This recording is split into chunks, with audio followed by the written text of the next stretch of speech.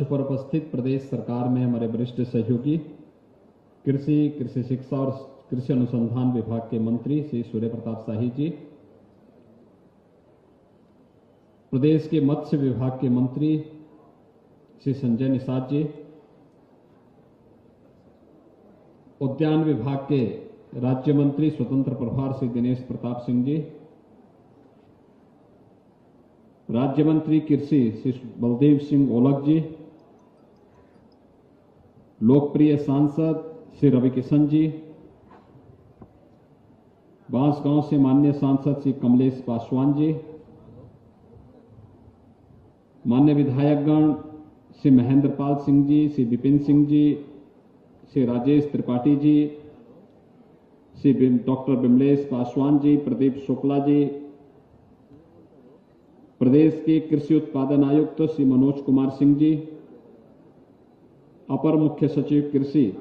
श्री देवेश चतुर्वेदी जी, आज के इस रवि गोष्ठी में वर्चुअली जुड़े हुए सभी जनपदों के जिलाधिकारीगण,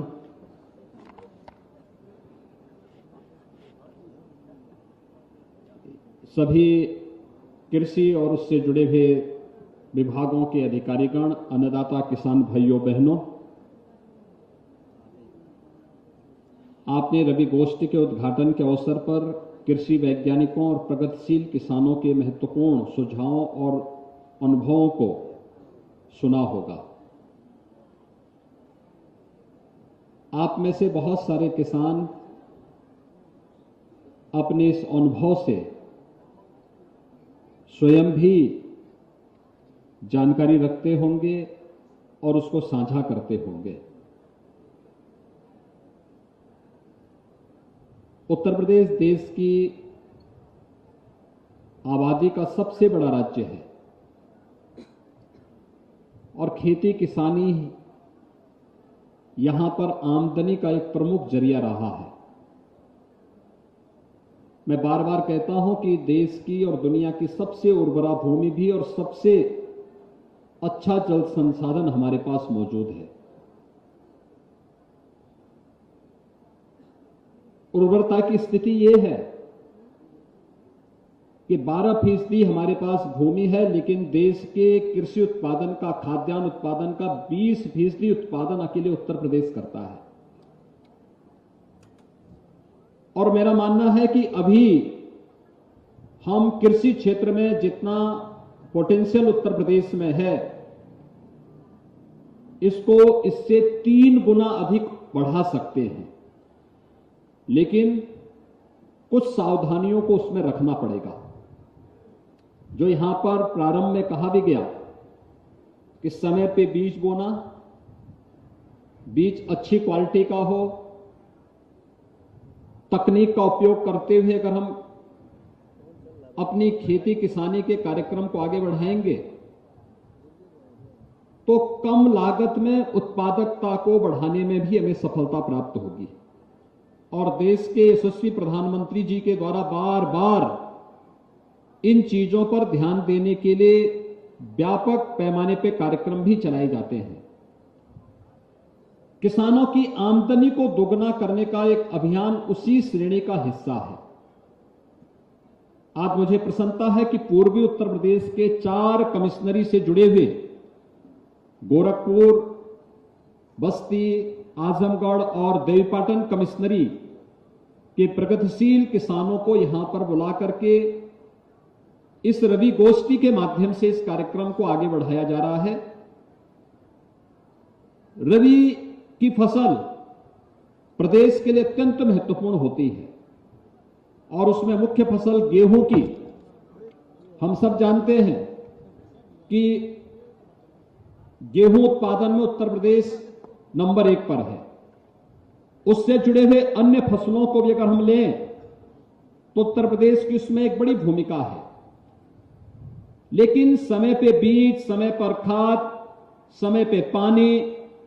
समय पे तकनीक, हर जनपद में कृषि विज्ञान केंद्र, कृषि वैज्ञानिकों के साथ उनको जोड़ना, ये सभी चीजें अगर एक साथ हो जाएं और सरकार ने जो सुविधाएं उन्हें उपलब्ध करवाई हैं, आप देख रहे होंगे पहली बार देश के अंदर प्रधानमंत्री किसान सम्मान, प्रधानमंत्री फसल बीमा योजना से किसानों को जोड़ने का कार्य हुआ। प्रदेश के अंदर प्रधानमंत्री कृषि सिंचाई योजना के माध्यम से अकेले उत्तर प्रदेश ने विगत 5 वर्ष के अंदर 21 लाख हेक्टेयर भूमि को अतिरिक्त सिंचाई की सुविधा प्रदान की और जिन कमिश्नरी से जुड़े हुए ये मंडलीय रवि गोष्ठी का आयोजन हो रहा है, सरयू नहर राष्ट्रीय परियोजना से इसमें देवीपाटन, बस्ती और गोरखपुर कमिश्नरी के जनपद 9 जनपद इससे जुड़े हुए हैं। हर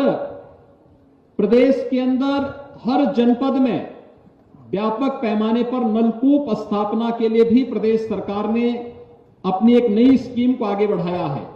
और प्रधानमंत्री कुसुम योजना के अंतर्गत भी सोलर पंप के माध्यम से फ्री में हर किसान अपने खेत में बिना डीजल खर्च के बिजली का कनेक्शन लिए वहां पर सिंचाई की सुविधा प्राप्त कर सकता है। यह व्यवस्था भी पीएम कुसुम योजना के माध्यम से यहां पर उपलब्ध करवाने का कार्य हो रहा है। भाइयों बहनों, थोड़ी सी हम लोग इसके बारे में जागरूक हो जाएं, क्योंकि आपने इस बात को देखा होगा कि खेती में तकनीक आज की आवश्यकता है और इसमें 2 प्रकार से हम कर सकते हैं। एक तो हम तकनीक जो हमारे पास परंपरागत रूप से कृषि वैज्ञानिकों के माध्यम से दी जाती है और जिस पर आज दूसरा ध्यान दिया जा रहा है वह है प्राकृतिक खेती के माध्यम से। प्राकृतिक खेती एक प्रकार की जीरो बजट खेती है, गौ आधारित खेती है। हमने देखा है कि उसके बहुत अच्छे परिणाम आ रहे हैं और उस अच्छे परिणाम को ध्यान में रखते हुए आपने देखा होगा हम विगत 2.5 वर्ष से पूरा देश, पूरी दुनिया कोरोना जैसी महामारी का सामना कर रहा है। कोरोना में पूरी दुनिया त्रस्त हो गई, पस्त हो गई। अकेले कृषि सेक्टर एक ऐसा था जहां पर जिसकी प्रोडक्टिविटी बढ़ी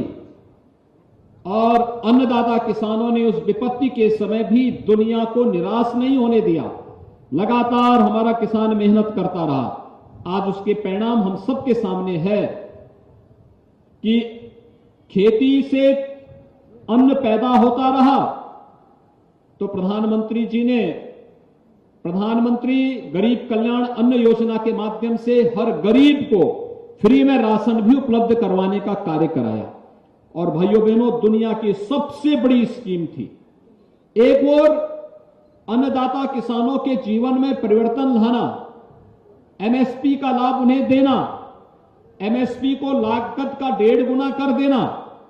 जहां इसको इसके साथ जोड़ा गया वहीं साथ ही साथ यह भी सुनिश्चित किया गया कि कोरोना जैसी महामारी के कारण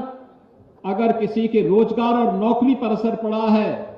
तो उसके सामने खाने के लाले न पड़े, बल्कि उसको फ्री में राशन की सुविधा उपलब्ध हो सके, यह भी व्यवस्था दी गई। और 80 करोड़ लोगों को पूरे देश के अंदर, उत्तर प्रदेश के अंदर 15 करोड़ लोगों को हम लोगों ने महीने में 2 बार फ्री में राशन की सुविधा भी उपलब्ध करवाने का कार्य किया है। और भाइयों बहनों, यही किसी लोक कल्याणकारी सरकार का कार्य होता है। प्रदेश के 119 चीनी मिलों को कोरोना कालखंड में हम लोग चला रहे थे और विगत 5.5 वर्ष के अंदर आप देखेंगे तो लगभग 1,80,000 करोड़ रुपए का केवल गन्ना किसानों के खाते में गन्ना मूल्य का भुगतान प्रदेश सरकार कराने में सफल रही। हर एक सेक्टर में कुछ नया हुआ है, लेकिन थोड़ी सी जागरूकता हमें खेती की लागत को कम करने और उत्पादकता को बढ़ाने में एक बड़ी भूमिका का निर्वहन कर सकता है। आज यहां पर इस सेक्टर से जुड़े हुए जो विशेषज्ञ हैं, जो वैज्ञानिक हैं, कृषि विभाग से जुड़े हुए अधिकारियों के द्वारा, अन्य कार्मिकों के द्वारा इस विषय में तमाम जानकारियां मिलने का अवसर प्राप्त होगा। और मुझे लगता है कि जानकारी और अनुभव को साझा करने, आधुनिक अत्याधुनिक जानकारी और तकनीक का उपयोग करते हुए हम लागत को कम करने और उत्पादकता को बढ़ाने में हमें मदद मिल सकती है। जो बात यहां पर कृषि उत्पादन आयुक्त ने अपने प्रारंभिक उद्बोधन में कही कि वर्तमान में धान के क्रय केंद्र भी प्रारंभ हुए हैं। चारों कमिश्नरी से जुड़े हुए जिलाधिकारीगण होंगे, मुख्य विकास अधिकारीगण होंगे, मैं उन सबसे भी कहूंगा कि अन्नदाता किसान जितने भी क्रय केंद्र की मांग करे, आसानी से वहां पर क्रय केंद्र उपलब्ध करवाना और उसकी उपज को क्रय करने के साथ ही देश विदेश से जुड़ी लेटेस्ट खबरों को देखना चाहते हैं तो आज ही तुरंत सब्सक्राइब करें एक्सेस भारत न्यूज चैनल को। बगल में मोबाइल के स्क्रीन पर दिए हुए रेड कलर के सब्सक्राइब बटन को तुरंत ही प्रेस करें और साथ ही बेल आइकन तुरंत दबाएं ताकि वीडियो के लेटेस्ट अपडेट आपको तुरंत मिल सके।